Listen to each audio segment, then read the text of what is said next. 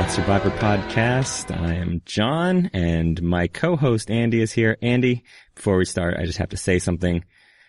You are the worst, and I hate you, and I hate your Canadianness. I hate your obsession with Morgan. All right, that's it. I am going to quit because I just don't want my child to be embarrassed by the things that I will do over the internet.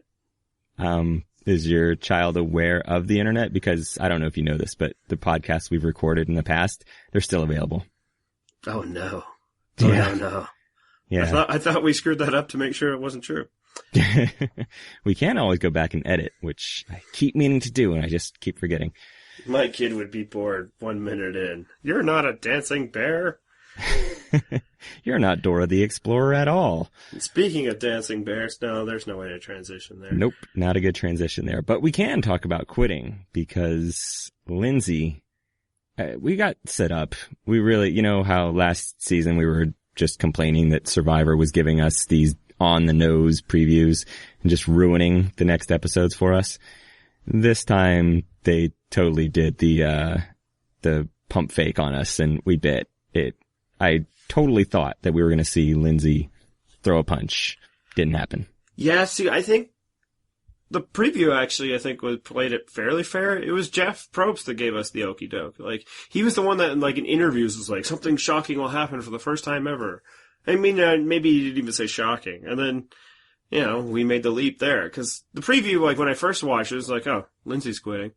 And, you know, that's all that ended up happening. That said, we weren't that far off. She quit to prevent herself from doing what we thought she was going to do. She says she quit to prevent herself from doing what we thought she was going to do. Well, I mean, she said it that night, and she's stuck to her story since, and I have no reason not to believe her.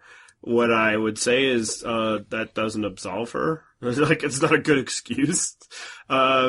We are adult human beings. Resorting to violence because we're being beaten in a game really shouldn't come into play. Oh, you don't want to play Monopoly against me then? Well, I figured you'd be the type that just flips the board. But, you know, I know for a fact that you're a good loser because, you know, Fantasy Survivor. Ooh, slick burn. But yeah, do you have any sympathy for Lindsay at all? Because some people out there are getting it, and I have none. Maybe I just tuned her out because I was bored, but I didn't get such a great feel for why she was quitting, other than she just felt somehow bullied by Trish. And of course, we're only getting as little an edit as possible. Which, bravo, Survivor. I'm glad you got this done, like, in the cold open, because she didn't deserve any more than that. Right, and who knows how, like, awful the quote-unquote abuse might have been. Maybe it was really horrible and she really did have to quit because she couldn't take it anymore. I don't know. But regardless, who cares? I mean, we had both agreed Lindsay wasn't going to win anyway. Mm-hmm. So let's move on. Well, I don't know. I want to talk this through just a bit more just because I want to dispel the notion, and any chance, that she was a victim in this. If you watch any of the Insider videos, which I guess I'm the kind of person that watches Insider videos now. I'm not sure when that happened, but it does. From last week, from the time of, like, the swap to Tribal Council, any video of Lindsay's interview or secret scene, she's riding high. She couldn't be happier. Me, Cliff, and Woo are controlling this game. This is great. We'll get rid of them, and then we'll get rid of Trish. And then something does not go her way. And, like, by all indications, it was about 2 hours later, she's quitting the game. I don't deny that her and Trish did not get along. We saw evidence of that from the very first episode. I don't even deny that Trish is the kind of person that's difficult to get along with. We saw evidence of that in the pre-game videos. Like, neither of us liked either her or Trish. But tough. That's Survivor. And again, you're an adult parent. We don't punch people because they're bothering us. Maybe she needs to watch some more children's themed television to learn how to resolve conflicts. Yeah. And, like, from what we saw, Trish didn't really instigate a big fight. What Trish did, which, look, is annoying, is that she comes back from Tribal Council, which was the first Tribal Council she's had to attend, or Lindsay had to attend, and she pulled the old, I don't want to explain myself bit, which doesn't need to happen. Just shut up, Trish. You got your way. I think people pretty clearly understood what happened. And yeah, Lindsay's in a bad mood. She doesn't want to hear it. But basically she said that, and that set Lindsay off on a tirade of insults. And then, because Lindsay had no power, and Trish did have the power, Trish's comebacks were able to hurt more than Lindsay's, making fun of her accent, her age, and her teeth. Words hurt, Andy. Words hurt. Yeah, but if you're looking from the footage we saw, the bad words being used, Lindsay was dishing out more of them than Trish was. Trish was basically ask me if I care. You don't matter. So, basically my rant here is leading to the bigger question that's happening right now. Last season we had a quit, so you and I did basically, I think, a half-hour historical discussion on quitting, where I think our basic stance was it doesn't really bother us when people quit, mostly because the people who quit suck and we're glad they're leaving. But where do you think her quit ranks? As in, was this the worst quit in Survivor history, or least justified? Well, actually, we had a pre-game quit once, although I guess that was fairly justified because I guess she was having some sort of mental issues. Yeah. Yeah, we had a couple mental issue ones. And, I'm an advanced enough human being to recognize that, mental pain is a real thing, and we can treat it like injuries. Totally fine with that. Let's see. Other than that, Brandon Hance gets a pass from me. I think those are mental issues as well. Yeah, I think we can lump those in as mental issues. It's actually kind of funny in her interview today with Rob Sesternino. She almost seemed like she was setting Brandon Hance up as a good example for her. She was looking up to what he had done. There are people out there that watched what Brandon Hance did is cool. I'm going to dump rice and start fights. I would say the biggest comp and the challenge for whether Lindsay was worse or better would be Nayanka and Purple Kelly quitting. Yeah, and those were the first two that came to my mind, even though I try to forget everything about that season. Just because they were suffering in awful weather and hating life, I can maybe give their quit a little bit more weight. Yeah. That's where I'm at too. They were getting pounded by rain for 2 days straight. I can see where a human being just says, enough. And, they're not going to win, And again, like we said, they did us a favor by getting off the show.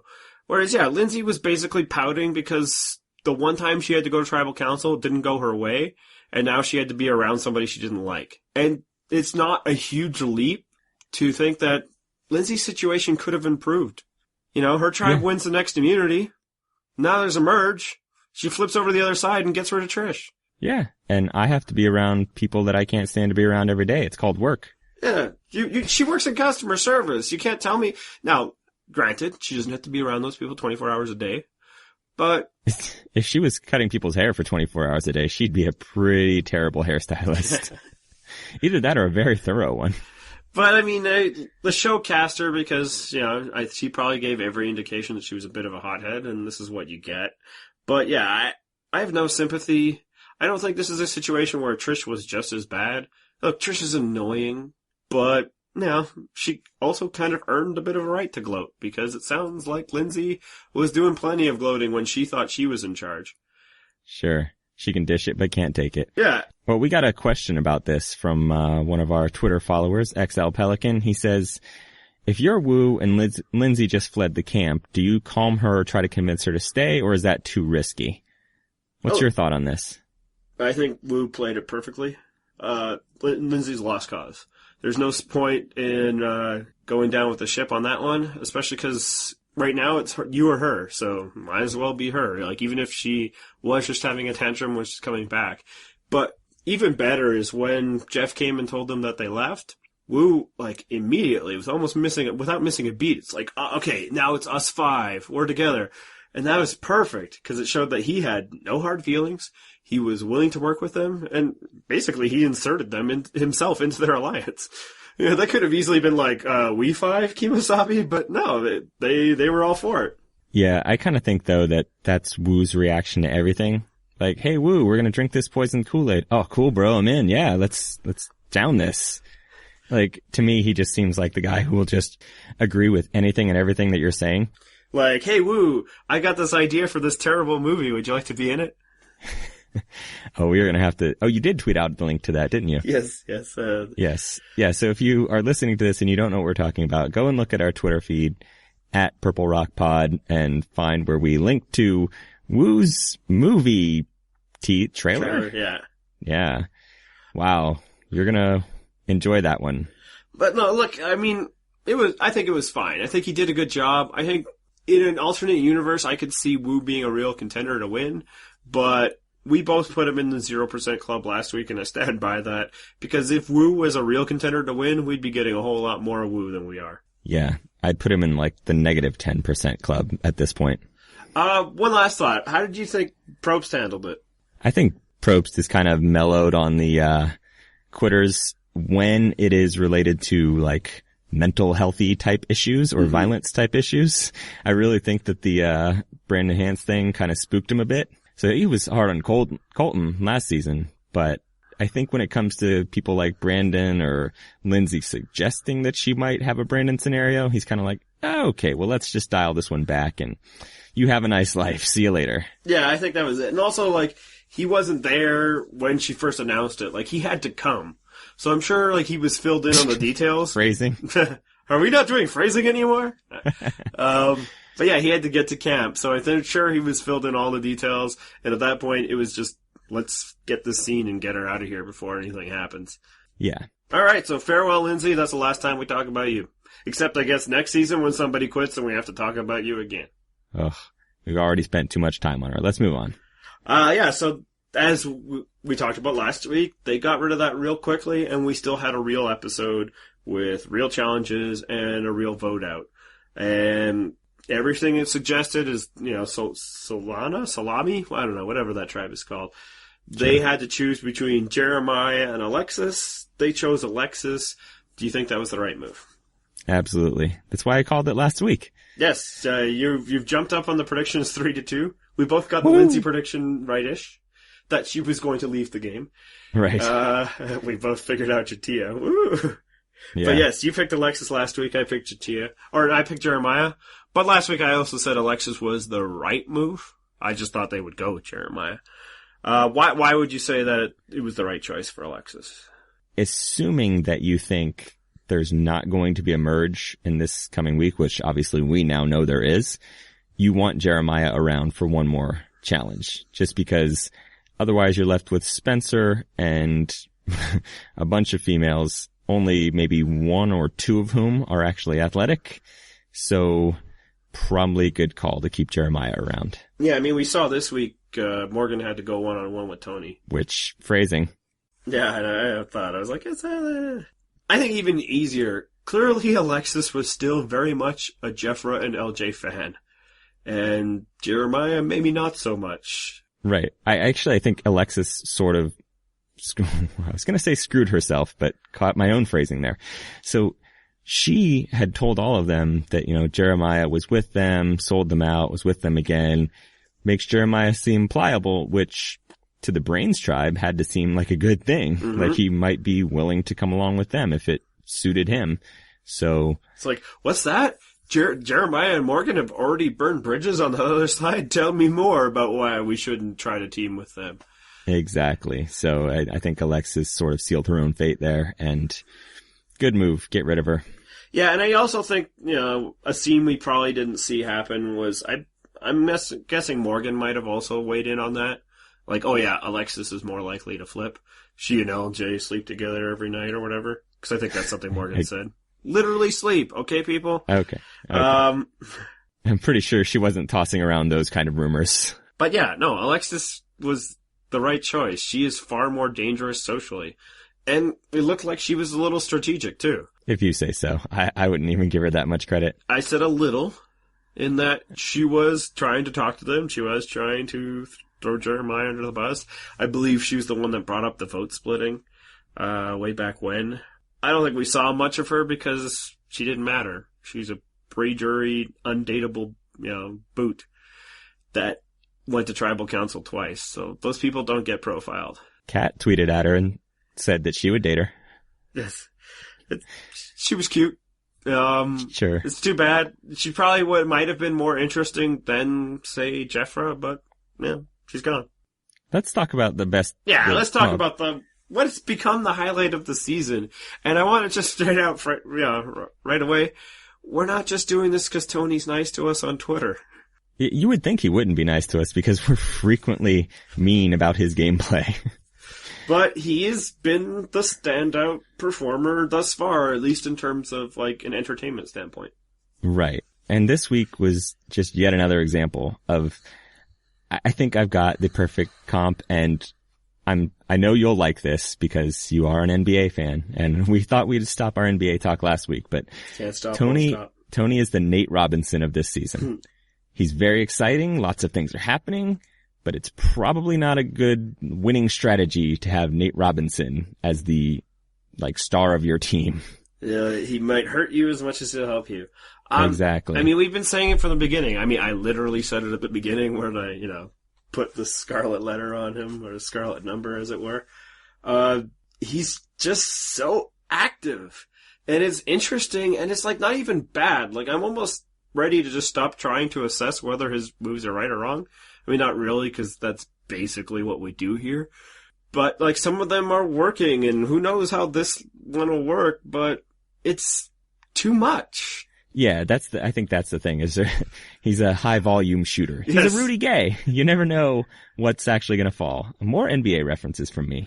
But, like, so his big move last night was when he and Wu go to rob the other tribe as per the reward. He figures out, hey, why don't we pretend that this immunity clue is for them to put a target and put it on Jeremiah. And that right there is indicative of, like, a very active mind. Like, he's trying every situation to find an angle. And sometimes it's really good stuff, like making sure he's in possession of all the clues when rewards come. Sometimes it's, kind of silly but harmless, like building a spy shack.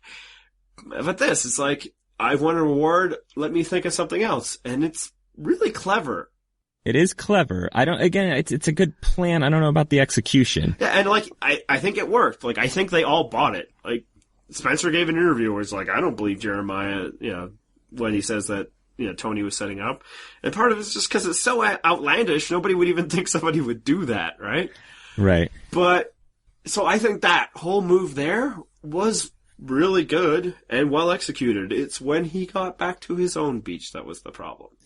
Yeah, the just voluntarily telling everybody, hey, just so you know, I've been lying to you guys all along, but it's cool. I'm going to stop that now.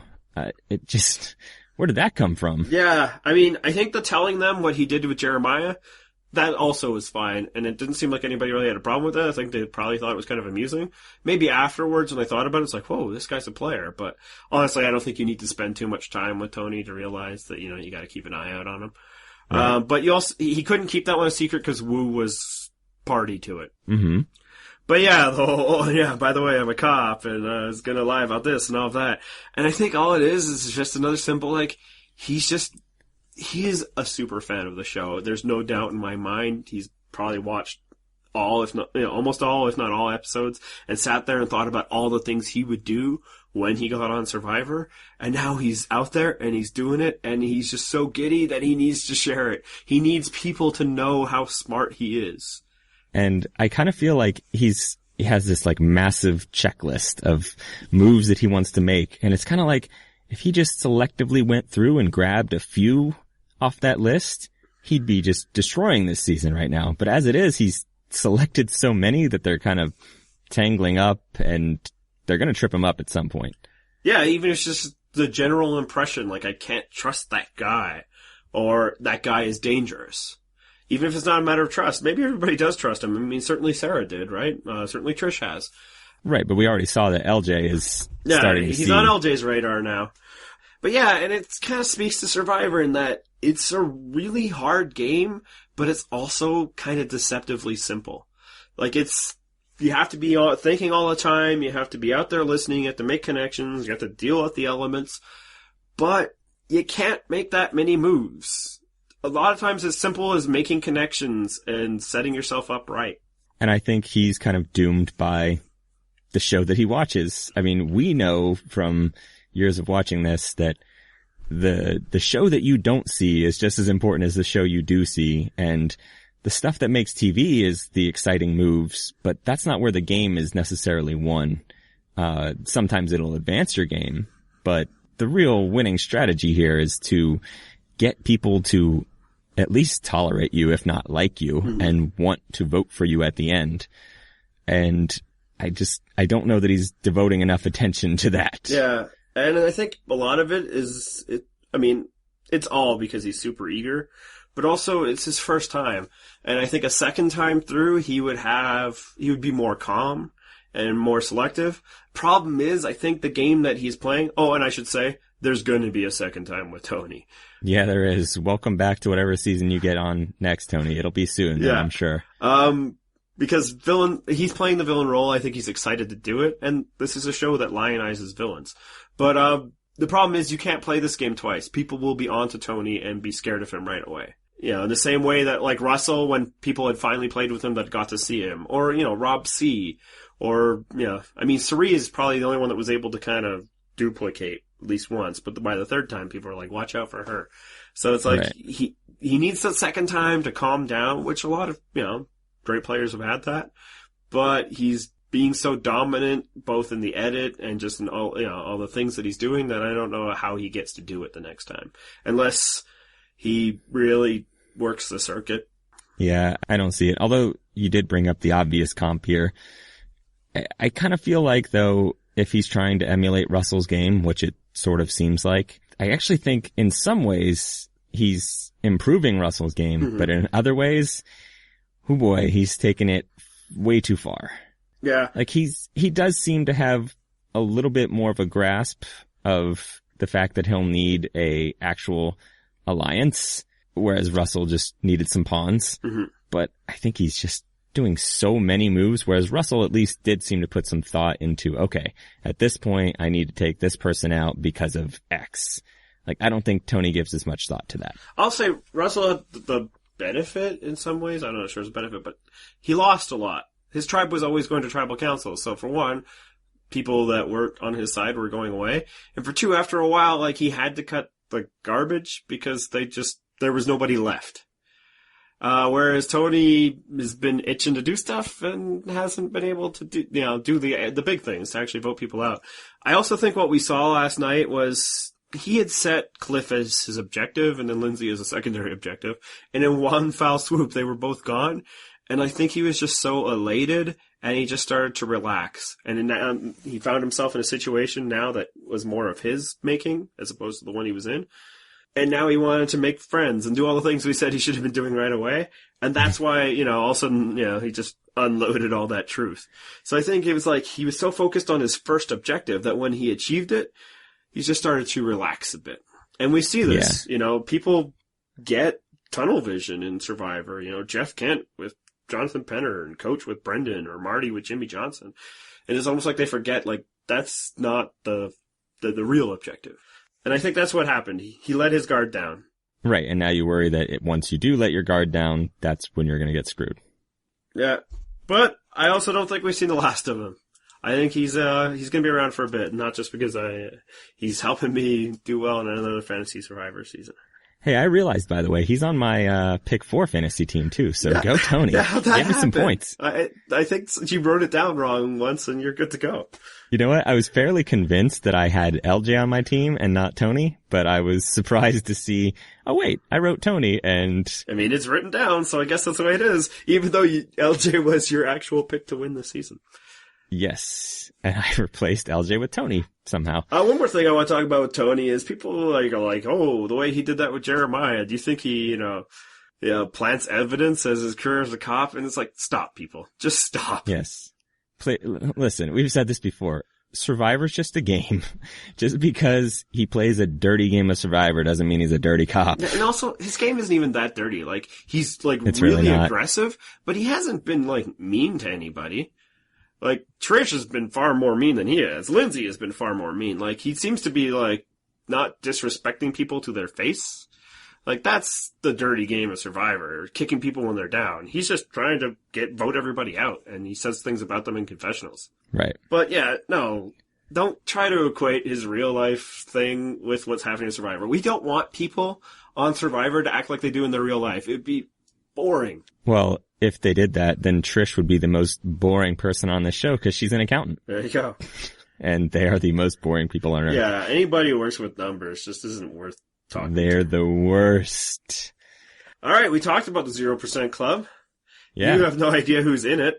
Let's get some inductees. Yeah, tell me who I have on mine. So this is where we're at. In terms of people that are still in the game, I've inducted Tony, Morgan, Trish, and Wu. Okay. And you've inducted Trish and Wu. Okay. I thought I had Lindsay in there. Well, Lindsay's no longer in the game. I don't know. Oh, right. Okay. You're saying of those segment. And then the people that we inducted before they were booted, so people, we got right. You had Cliff and Lindsay. I had Lindsay, Jatia, and Alexis. Oh, So I didn't have Alexis in there? No, I think you agreed with my reasoning, but you didn't say me too. Okay, yeah, I think I inducted her back when she and Bryce were the targets, and that's she never right. got any Yeah, screen time. and she wasn't even getting airtime. So, another episode. You got any other names? Well, Morgan, first of all. There you go. Yeah, I think you agreed with me last week, but you just let me talk, or I didn't let you talk. No, I agreed with you, and I wasn't ready to pull the trigger. I'm much more conservative than you because I am American. So, yeah, Morgan, sorry, there's no way you win. Although she's looking really good as a goat. Yeah, she's very likely to make the finals, I think. Or, I mean, my prediction, I already wrote it down, was she's like that extra member on whatever alliance ends up going there. And they'll always talk like, oh, maybe we should keep Morgan and get rid of the bigger threat, X. And then they'll just vote her out anyway because people would rather just not complicate things. Right. And you have famously inducted Tony into the 0% club. So if Tony can get to the end with some combination of Morgan, Wu, or Trish, I think Tony can still win. That's where I see him having a chance to win. I can buy that. I mean, it's the same reason, like, I'm not inducting anybody tonight. I think Jeffra has very little chance. Oh, and that's who I was going to add next is Jeffra. Go ahead. You answer, you say why, and I'll say why I'm not there yet. Okay. It's sort of similar to your Alexis reasoning where we're just not seeing a lot of Jeffra. She's doesn't seem to be too involved in the move. She's sort of along for the ride. And I don't see too many people that she could get to the end with and beat. I mean, it would just have to be a pack of scrubs somehow reach the finals and she beats them just out of being likable, I guess. Yeah. I mean, maybe if it's somehow Jeffra, Trish, Morgan, maybe she wins. But even then, I think it's a reach. See, here's her really narrow path to victory, which isn't, completely unlikely. But basically, I think we're in for a second half of, like, crazy gameplay. Because I don't think any of these alliances that exist right now are that solid. But if she could somehow find herself falling into the finals with Trish and Tony has been, stabbing everybody in the back, like he gets the rancor, and Trish nobody likes, then I could see her, Natalie Whiting her way to the victory. I like how you verb Natalie White there. Yeah. So I think that's her, 2% chance, and that's why I'm not ready to put her in yet. All right. I'm going to call it 0. Okay. And yeah, like I said, anybody else for you? No, I'm good. Yeah, I think everybody else right now has a shot. It might be slim in many cases, but it's not 0. All right. We're going to bring on a special guest this week. We like to have guests on from time to time, and one of our main recruiting pools is the AV Club comment section. And we have Diego Armando from the AV Club comment section. Diego, say hi. Hello, everyone. Nice to be here, and thank you for inviting me. Well, thank you for coming on. We've actually been planning to have Diego on for a while because he's a very active commenter on the AV Club, which we are as well. So, first of all, Diego, give us a little background on you. What kind of fan of the show are you? How long have you been watching? I've started as kind of a latecomer to this. I watched a little bit of the early stuff. I think Amazon was the first season I saw fully. And then I saw bits and pieces of Pearl Island, but I watched all of All-Stars and been pretty much watched every episode since. I think that actually puts you slightly ahead of the amount of seasons I think you're about tied with the seasons I've seen. Do you have a favorite season? My probably go-to would probably be Token Teens. Good choice. You guys are big on that. I've never been the fan that you guys are. Maybe I was just a little burned out by then.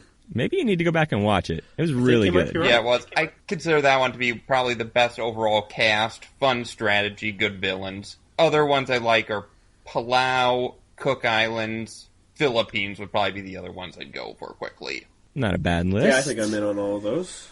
All right, and do you have any favorite players, Diego? I've had a few I've liked. I liked Yul Kwan and Earl Cole a lot. Earl would probably be the one I'd find myself most similar to. I was a fan of Sandra's time as well. I don't think Earl gets enough credit. No, he's kind of my pick for most underrated just because of the way the final episode went down, but he actually was a really good player, and probably the same sort of similar strategy as kind of Kim in terms of control, but staying under the radar subtly. Yeah, I think the issue is people hate Fiji. Like, it was a lot of detestable people in that season in the first half. Earl had to deal with a lot of them. But yeah, I think he's a really good winner. I mean, he was intelligent, he was calm, he talked well. But most people just want to forget that season other than Yao-Man. He actually almost made when we were doing the fan casting of Brains, Brawn, and Beauty, he actually almost made my beauty tribe. He's a handsome dude. Mm-hmm.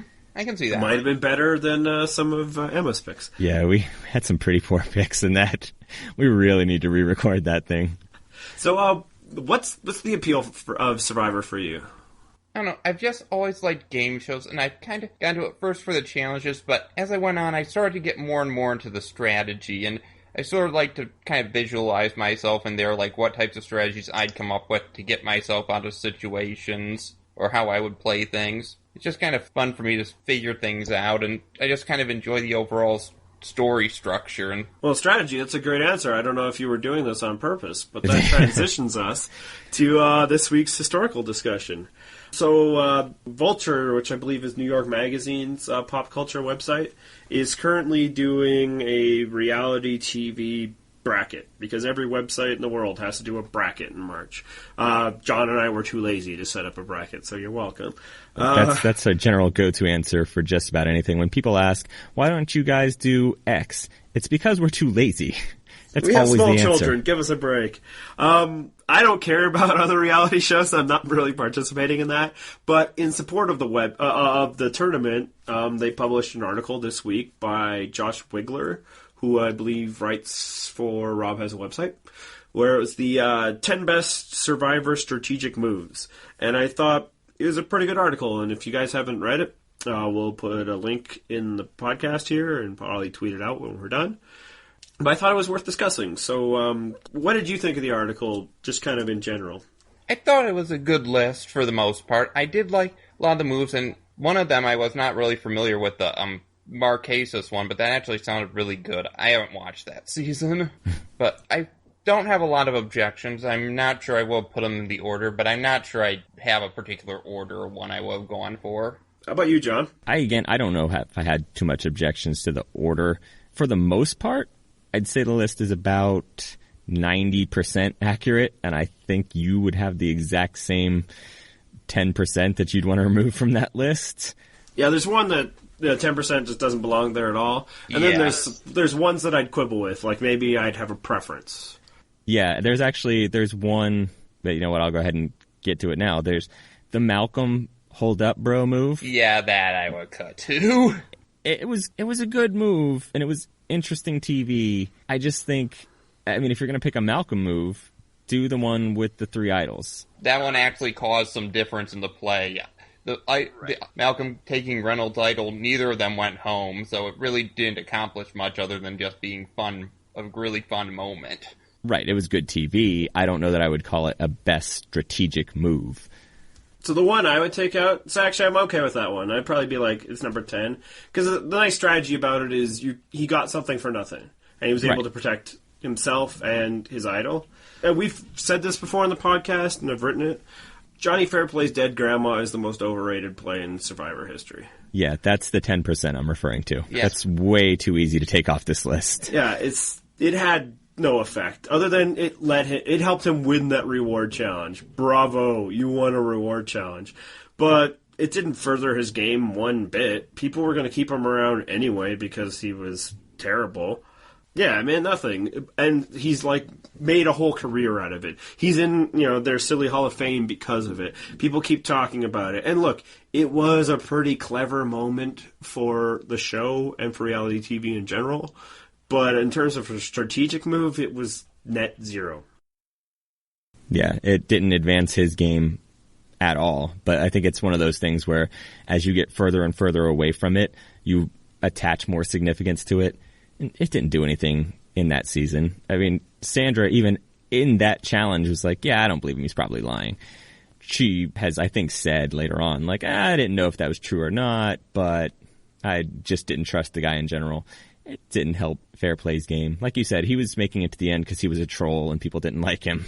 Yeah, like, it's a capital M moment. If you want to put top 10 most significant moments in Survivor history, and you list that, I mean, I might not, but I wouldn't object to it. But in terms of a strategic moment, and Josh's argument was, that he took something from outside the game and brought it in, that's actually generally often not that good a strategy, unless you're talking about returnee seasons.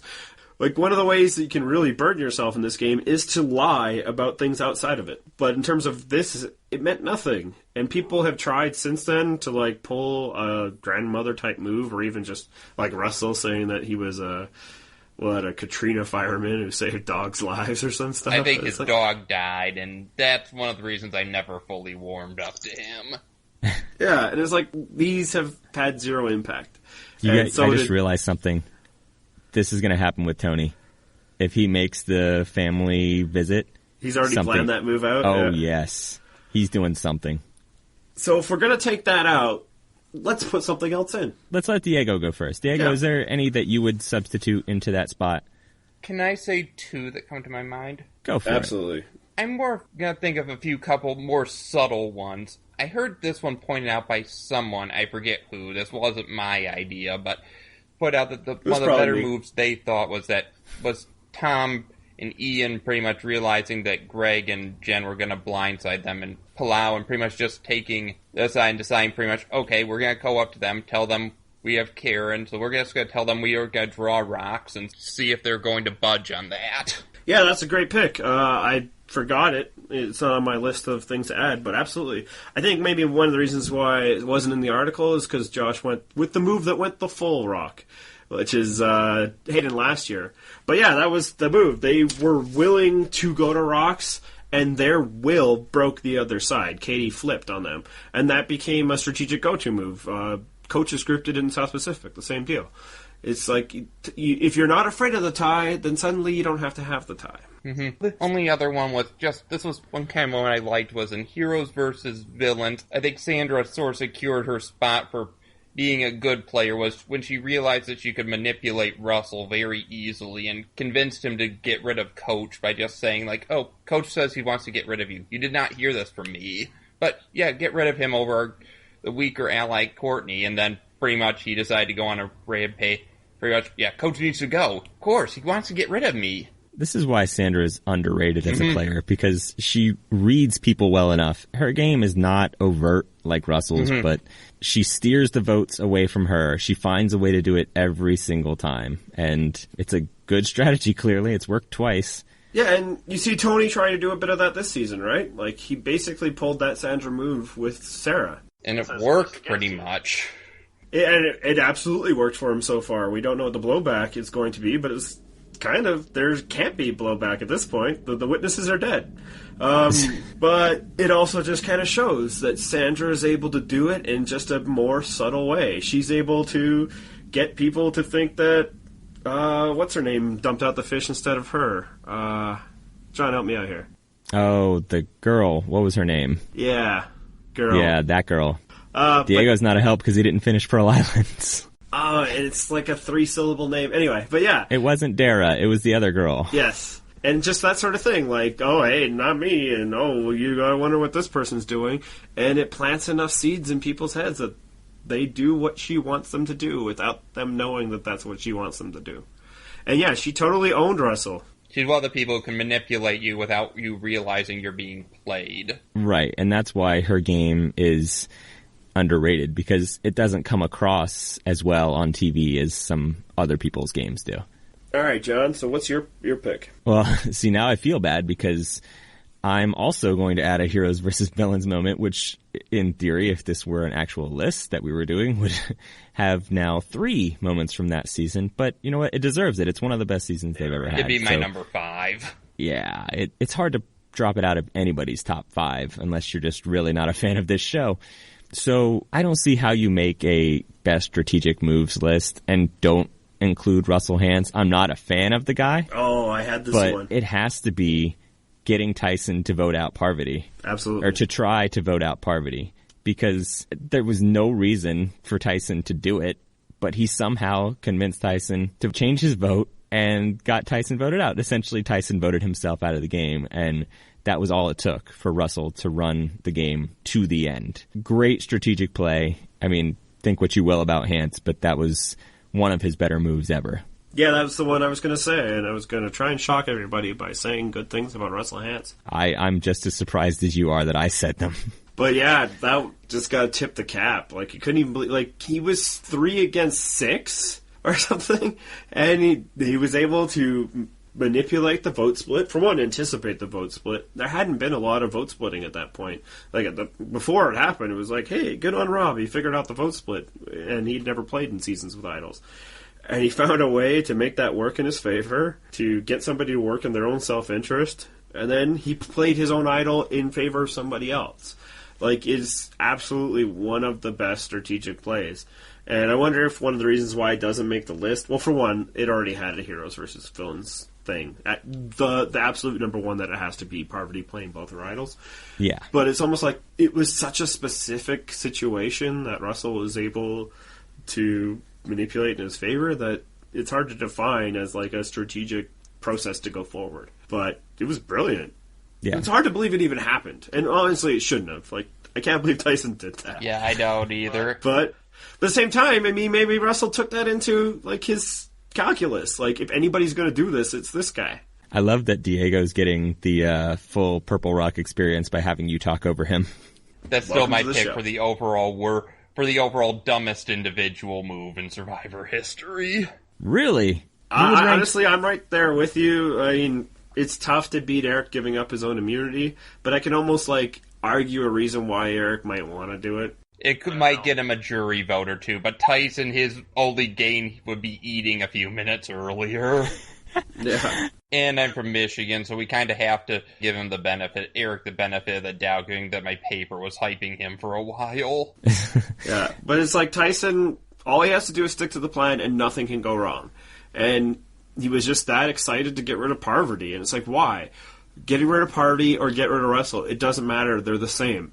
Because Tyson is a hilariously petty individual, and it was totally in line with who Tyson is as a person to do that. Yeah.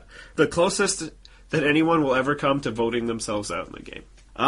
So yeah, I won't go with that one, so I'll go with my tried and true. And this is actually my real answer. It's just I've talked about it so much on the show that it almost feels like ad nauseum, but let's not assume that everybody's listening to this podcast has heard all the others. I'd say Yul Kwan's move in Cook Islands, where he weaponized his idol and got Jonathan to flip. That was the one I forgot. I thought about earlier, but forgot about. Yeah, it's probably my favorite strategic move, for one. Not just in the way that they were able to do it, and the way that they were able to take their little band of 4 and take out the bigger alliance, but also it was such a great conversation. It was such well thought out plans. And that the way him and Jonathan, who were on opposing sides, Jonathan had, game betrayed him by, mutinying, but they were able to rationally discuss what was in their best interest, and Yul was able to say, I am going to do this, either you're with us or you're going out. Either you're with us or against us. How American. Yes. And yeah, I think that belongs on there, and I'm like, how did Yul become so criminally underrated in the Survivor community? Is it just because he doesn't service his own fame? I think it's also the whole, recency bias. Yeah. It's been so long that people have forgotten. And other people were a little more... Other people like Malcolm or Parvati or Russell might be more flashy. Right. Yeah. So that's my answer. One other one I just wanted to bring up, because it was another awesome strategy moment, was in Fiji when they voted out Edgardo. Yeah, that was a great episode. Yeah, and it's just it kind of set a template in that if you're going head to head with another alliance and there's idols in play, you don't attack them head on. You attack them from the side. You find the alliance member least likely to have the immunity, and you vote them out. And it's been kind of a move since then. Okay. Well, I'm glad we could parse out that list and improve it as we do with most other things, we just take someone else's work. We judge from the sidelines and throw in our 2 cents. Exactly. We take someone else's work and improve it. So thank you, Diego, for coming on and joining us as we broke down some famous Survivor strategic moments. And hey, Diego, are you in the fantasy game this year? Yeah, I am. I changed up some of my picks after listening to your podcast. It's my own fault. Oh, right, yeah, you're blaming us for your failures. I remember. Because I became really paranoid that, oh man, Sarah's probably going to win. I need to get her on my side. I need to, maybe if I ditch Spencer and Woo, I'll be good. Pick up Cliff. Yeah. See, this is the problem is you should have known from my record that I am terrible at Fantasy Survivor. Well, you live and learn. I think you're still in good shape with Sarah. I'm not ready to give up on that one yet. But as John was trying to say, thank you for being on the show. And if people are interested in smart thoughts like you've heard tonight, you should really come on by the AV Club Survivor comment section because we do it every Wednesday and Thursday. Or just send us some tweets and we'll recognize your genius. All right, so thanks again to Diego for coming on. And Annie, let's wrap this thing up. But before we do, I want to address something on Twitter because we did get a comment from Kristen Marie on Twitter who said, after our episode last week where we said that the LJ dragging a woman scene got a little too rapey for us, she said, there's so much hating on LJ, womp womp, he can drag me anywhere he wants. Hashtag not rapey. And so in response, I said, can he drag you to Jeremiah? And she responded with, you're the worst. I just wanted to say, I'm hilarious, and yes, I am the worst. So thank you, Kristen Marie, for allowing me to show the rest of our podcast audience how hilarious I am. And you, too, can enjoy these witty Twitter responses if you tweet us at Purple Rock Pod. I am really pimping our Twitter account tonight. As you should. Basically, if you want the full Purple Rock experience, you really should be following us on Twitter. John is the most common commenter, but I get in there sometimes. And then sometimes you'll just get a fun three-way. Right. And I'll use my real account and Purple Rock and phrasing and all that. Yeah, and the way to tell if it's me or Andy that's responding to you from the Purple Rock account is if it's very clever and witty, it's me. And if it's intelligent and prescient about the game, it's probably not him.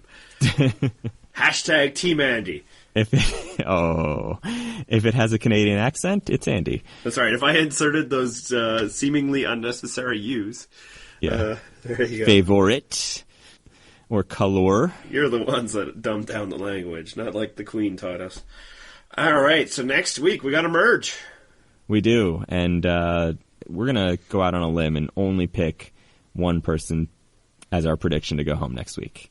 Yeah, because we're going to spend all our time trying to figure out how this merge is going to shape up. Yeah, and also we're going to totally blow these. We're not even going to get close.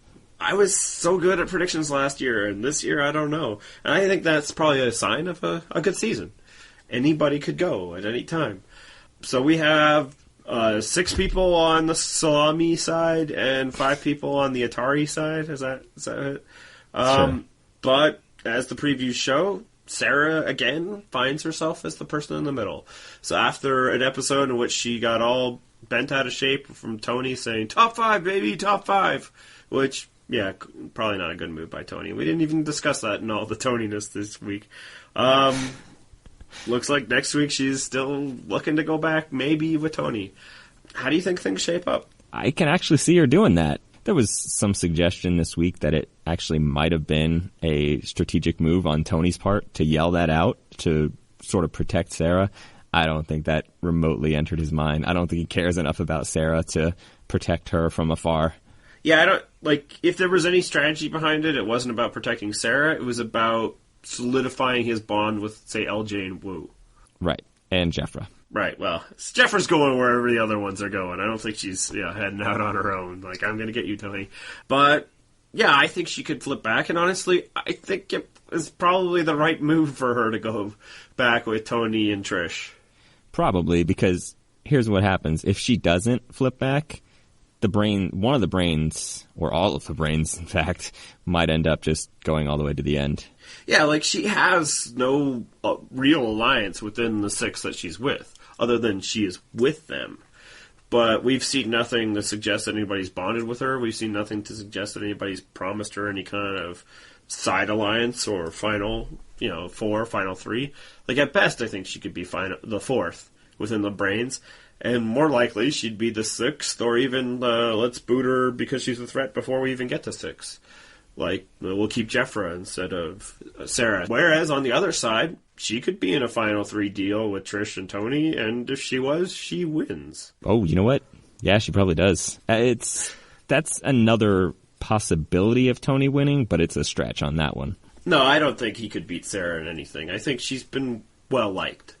Maybe not beloved, but she probably should have been a target this whole time since the swap, and it didn't even come up. She was immediately identified as a leader. She kicked Trish out to start the game, and Trish came back to her. No, I think Sarah's well-liked. She isn't necessarily the player that, I pegged her for at the beginning of the season, but there's still time. And then here's the other thing. She's unaware of it. I'm not sure she'll ever be aware of it, but, going over to the side that has two idols is also not a bad move. And I could see Tony pulling the move to get her back over, of at least letting her know that he has an idol. Oh, I don't think he does that. I don't think Tony's the type that's going to share info about his idol. You don't think Tony's an oversharer of information? Can I remind you of a conversation we had 25 minutes ago?